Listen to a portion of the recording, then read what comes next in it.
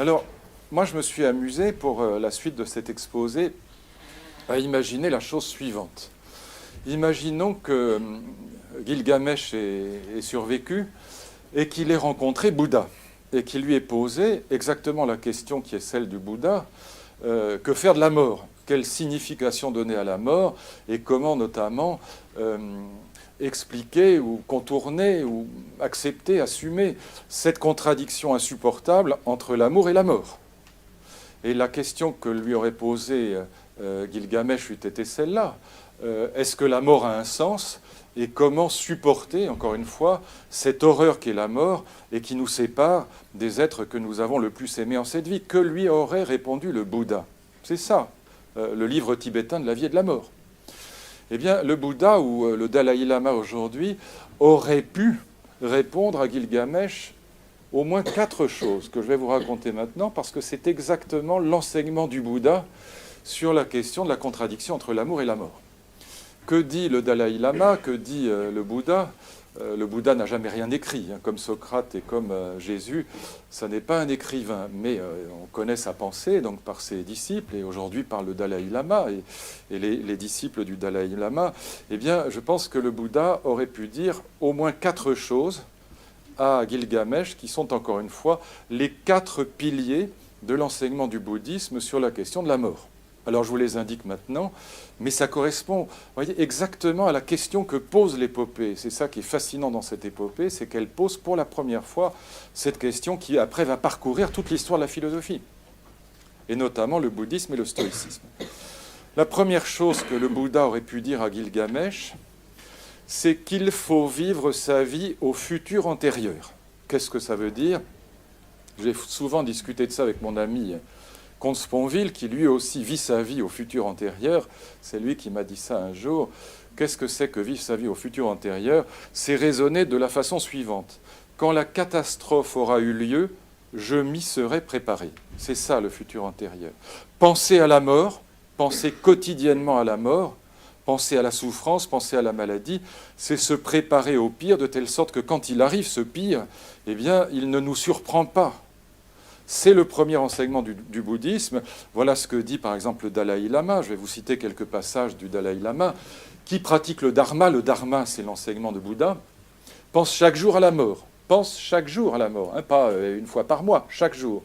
Donc qui pratique le dharma pense chaque jour à la mort, réfléchit aux souffrances des humains, les tourments de la naissance, du vieillissement, de la maladie et de la mort. C'est comme mourir mentalement chaque jour. C'est comme mourir mentalement chaque jour. Hein.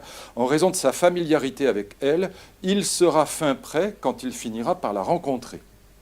C'est très important cette idée, parce que vous aurez toute une série de philosophies qui s'écriront au futur antérieur. C'est le cas du bouddhisme, mais c'est aussi le cas du stoïcisme, vous le verrez tout à l'heure. Penser à la catastrophe, c'est se préparer au pire, de telle sorte que, encore une fois, quand la catastrophe aura eu lieu, voilà le futur antérieur, je m'y serai préparé. Premier point, penser tous les jours à la mort, c'est l'objet de la méditation, à la souffrance, à la maladie, de telle sorte, encore une fois, qu'on y soit parfaitement préparé. En réfléchissant à la mort et en étant constamment conscient de la mort, votre vie prend tout son sens, dit le Dalai Lama. Vous voyez, futur antérieur. Et il y a dans le livre peut-être que vous connaissez de Sogyal Rinpoche, le livre tibétain de la vie et de la mort, c'est une des versions moderne du livre tibétain de la vie et de la mort, Rinpoche raconte l'histoire de Krisha Gotami, histoire qui est exactement l'illustration de ce précepte bouddhiste de philosopher au futur antérieur. Je vous lis le texte. Krisha a perdu son enfant, son petit garçon. Elle est désespérée, elle tient son bébé dans les bras qui vient de mourir. Elle est frappée comme Gilgamesh par la contradiction entre l'amour et la mort. Et que fait-elle? Elle vivait, dit Rinpoche, au temps du Bouddha. Donc Bouddha était encore de ce monde. Elle va voir Bouddha directement. Et l'histoire est racontée de la manière suivante, je vous la lis, c'est le plus simple. Écrasée de chagrin, serrant contre elle son enfant chéri, Krisha se mit à errer dans les rues, implorant ceux qu'elle rencontrait de lui indiquer quelques moyens de le ramener à la vie, ce petit garçon qu'elle aimait tant. Certains l'ignorèrent, d'autres la crurent folle, mais finalement, un homme sage lui conseilla de s'adresser au Bouddha. Elle alla donc le voir, déposa le petit corps à ses pieds et lui conta son malheur. Le sage l'écouta avec une infinie compassion et lui dit doucement, « Il n'y a qu'un remède au mal qui t'assaille.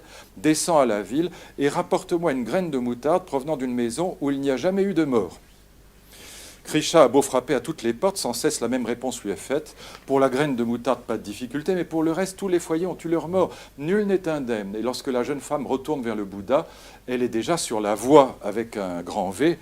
Elle est déjà en train de pratiquer le dharma, si je puis dire. Rien dans le monde humain n'est permanent. C'est ce que les bouddhistes appellent l'impermanence. L'impermanence, c'est le fait que tout passe. Pantarei dira plus tard par rapport à Gilgamesh, Héraclite, tout coule, tout passe. Rien n'est permanent, c'est l'impermanence, et par conséquent, s'attacher à des êtres comme son petit garçon, s'attacher par l'amour, c'est une folie. Il faut pratiquer ce que les bouddhistes vont appeler le non-attachement. Et ça, c'est le deuxième enseignement. Et troisième élément, la déconstruction des illusions du moi, de l'ego. Précepte bouddhiste bien connu, ça n'est pas le moi qu'il faut libérer par exemple des illusions, c'est du moi qu'il faut se libérer. Il faut se libérer de l'ego. Les trois thèmes sont liés. Premier thème, je viens de l'exposer, il n'est pas difficile à comprendre. Tout passe, c'est l'impermanence. Deuxième thème, c'est comme un syllogisme. S'il est vrai que tout passe, que rien ne dure, alors s'attacher est le contraire de la sagesse, c'est une folie. Vous attachez à des biens, vous attachez à des êtres que vous aimez, c'est la folie par excellence, car vous vous préparez les pires souffrances qui soient, celles de Gilgamesh, celles de Krisha, dans la fable que je viens de raconter. Et donc il faut pratiquer le non-attachement. Le non-attachement, ça ne veut pas dire l'égocentrisme, c'est le contraire, on va le voir dans un instant. Le non-attachement, ça ne veut pas dire l'indifférence à autrui. Il y a évidemment une philosophie de la compassion et de l'amitié, mais une amitié qui n'est pas faite de liens, qui n'est pas faite d'attache. C'est une amitié qui doit rester libre d'une certaine manière, et une compassion qui doit rester libre. On retrouvera la même chose tout à l'heure dans le stoïcisme, comme vous le verrez. Donc, pour se parvenir au non-attachement, eh bien, il faut se déprendre des illusions de l'ego, se libérer de l'ego, se libérer du moi. La déconstruction du moi, c'est la première tâche, et ce sera d'ailleurs l'objet d'une grande partie des méditations bouddhistes. Il faut se libérer du moi. Pourquoi ? Parce que c'est le moi qui est attaché. C'est le moi qui tombe amoureux. C'est le moi qui est attaché à ses possessions. Le moi est toujours dans l'avoir, il n'est jamais dans l'être. Et donc le but de la méditation, c'est de passer de l'avoir à l'être. Vivre dans l'avoir, vivre dans les possessions, c'est absurde, puisque la réalité, c'est l'impermanence. Et donc, il faut passer de l'avoir à l'être, et pour passer de l'avoir à l'être, eh bien, il faut se déprendre des illusions du moi. Par exemple, petit texte là encore du Dalai Lama, de la même manière, nous croyons à tort que le corps et l'esprit possèdent une espèce de soi, une espèce d'ego. De là découlent tous les autres leurs, comme le désir et la colère. En raison de cette attitude égoïste, au sens propre du terme, de cette méprise du soi, on fait la distinction entre nous et les autres. Puis en fonction de la manière dont les autres nous traitent, nous en aimons certains à qui nous nous attachons et nous en considérons d'autres comme plus lointains en les classant éventuellement même parmi les ennemis. Nous faisons alors l'expérience de la colère et de la haine. Donc toutes les illusions, toute la folie au sens de l'absence de sagesse découle de l'illusion du moi. Ce sera évidemment la grande différence irréconciliable entre le bouddhisme et le christianisme. Le premier à dire ça, c'est Schopenhauer, qui sera évidemment du côté du bouddhisme et qui dira la folie du christianisme, c'est justement de s'enfermer dans les illusions de l'ego, dans l'illusion de l'immortalité du moi, de l'immortalité de l'âme, là où le but du bouddhisme, justement, eh bien, c'est de se fondre dans la réalité cosmique et d'oublier le moi. Encore une fois, non pas libérer le moi, mais se libérer du moi, se déprendre des illusions de l'ego. Le troisième enseignement du Bouddha, la troisième série d'idées, mais qui vont ensemble, que le Bouddha aurait pu délivrer à Gilgamesh, toujours dans sa quête de compréhension de ce qu'est la mort et dans sa volonté de dépasser la souffrance qu'implique la séparation avec l'être aimé, le samsara, la réincarnation, le nirvana. Là aussi, erreur fréquemment commise, notamment parce qu'on a une perspective chrétienne. La réincarnation dans le bouddhisme, l'idée qu'on va, après sa mort, être réincarné en un animal, en une plante, ça n'a rien à voir, c'est le contraire absolu de la résurrection. la réincarnation dans le bouddhisme, c'est une punition. C'est parce que vous n'avez pas encore atteint le nirvana et la sagesse, parce que vous êtes encore dans les illusions de l'ego et de l'attachement qui va avec, vous êtes encore dans l'avoir et pas encore dans l'être, que vous êtes replongé dans le samsara, c'est-à-dire la vie terrestre, la vie de malheur, dans laquelle les humains sont plongés. Et c'est seulement... Et donc la réincarnation, c'est une punition, ça veut dire que vous n'avez pas encore été suffisamment sage en cette vie, donc je vous renvoie dans le samsara, réincarnation et souffrance. C'est seulement quand on atteint l'éveil, qu'on devient un Bouddha, qu'on va rentrer dans le nirvana. Mais le nirvana, c'est justement la déprise totale du soi. Il ne reste plus aucun avoir, aucun ego. Et là, on atteint une espèce d'éternité parce qu'on n'est pas réincarné, on n'est pas puni, on n'est pas renvoyé dans cet océan de malheur qu'est le samsara. Donc samsara, réincarnation, nirvana. Et puis le dernier point, c'est celui qui est... Ah, pas tout à fait le dernier.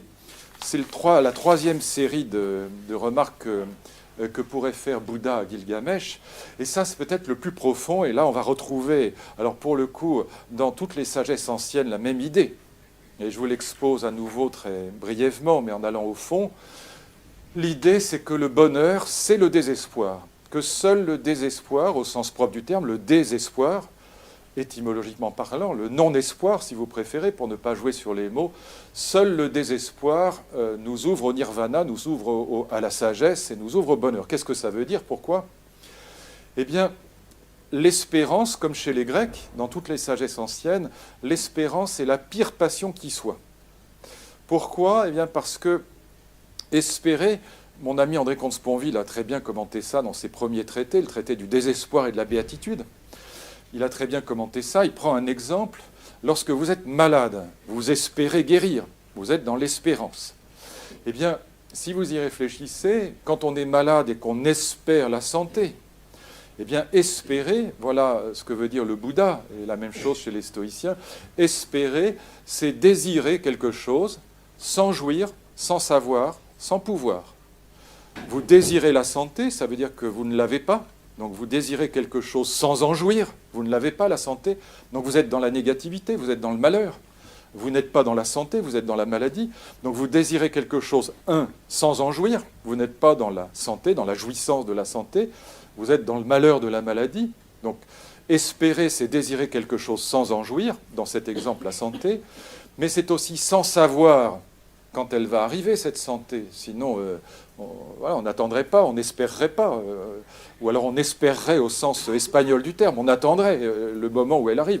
Mais quand on espère, c'est qu'on ne sait pas, évidemment. Donc je ne sais pas, quand j'ai une grave maladie, je ne sais pas quand elle va cesser, je ne sais pas quand je vais recouvrer la santé, je ne sais même pas si je vais recouvrer la santé. Donc c'est espérer sans jouir et sans savoir. C'est donc non-jouissance et ignorance. Et sans pouvoir, si je pouvais faire venir la maladie, la santé, je ne m'en priverais pas. Et donc c'est non-jouissance, ignorance et impuissance. Voilà pourquoi dans les sagesses anciennes, aussi bien chez les Grecs que dans la pensée bouddhiste, eh bien l'espérance est la pire des choses qui soient. Alors que, voyez bien, chez les chrétiens, c'est le contraire. Le pape Jean-Paul II écrit une encyclique « Entrer dans l'espérance », l'espérance d'une vie future, etc. Pour les Grecs et pour les bouddhistes, l'espérance est la pire chose qui soit. N'entrez surtout pas dans l'espérance, dit le sage bouddhiste, dit le Bouddha. N'entrez pas dans l'espérance. L'espérance, c'est la pire chose qui soit, la pire passion qui soit. Quand on veut punir les mortels, dans le mythe de Pandore, de la boîte de Pandore, eh bien, ce qu'on garde au fond de la boîte, c'est l'espérance. Et c'est la punition suprême. Encore une fois, espérer, c'est désirer sans jouir, sans savoir, sans pouvoir, c'est non-jouissance, ignorance et impuissance. Vous voyez comment on peut renverser une idée qui semble pourtant admise par tous. Vous voyez bien qu'aujourd'hui, n'importe quel politique vous dirait qu'il faut redonner de l'espoir aux jeunes. Etc. Bon, pour un grec ou pour un bouddhiste, surtout pas d'espérance. N'entrez jamais dans l'espérance. Mon ami André, justement, cite un sage hindou, je vous passe son nom, mais la phrase est parfaite, elle est tout à fait significative. « Le désespéré est heureux, dit-il, car l'espoir est la plus grande douleur et le désespoir la plus grande béatitude. » Vous voyez, ça paraît totalement paradoxal et c'est tout à fait cohérent, d'après ce que je viens de vous expliquer. Et puis le dernier enseignement du Bouddha, c'est celui qui me convient le moins. Moi, je ne suis pas du tout bouddhiste. Hein. Je trouve évidemment que tous ces châteaux sont grandioses, mais je suis aux antipodes de cette pensée stoïcienne et bouddhiste. Mais le dernier enseignement, le quatrième enseignement, c'est évidemment le fait qu'il faut, dans ces conditions, si vous voulez vous déprendre du moi, si vous voulez vivre dans l'être et pas dans l'avoir, si vous voulez ne pas vous attacher et que vous avez compris que l'impermanence, c'est la vérité du monde, alors le seul moyen d'y arriver, c'est de vivre de manière monastique. Monastique, monos, monos, comme vous savez, en grec, ça veut dire seul. Le moine est celui qui vit seul. Alors, il y a des moines cénobites, ce sont ceux qui vivent en communauté. Mais la vie monastique, en principe, c'est la vie solitaire. En tout cas, même s'ils vivent en communauté, ils ne vivent pas en famille. C'est ça que ça veut dire. Le moine est celui qui ne se marie pas, qui n'a pas d'enfant.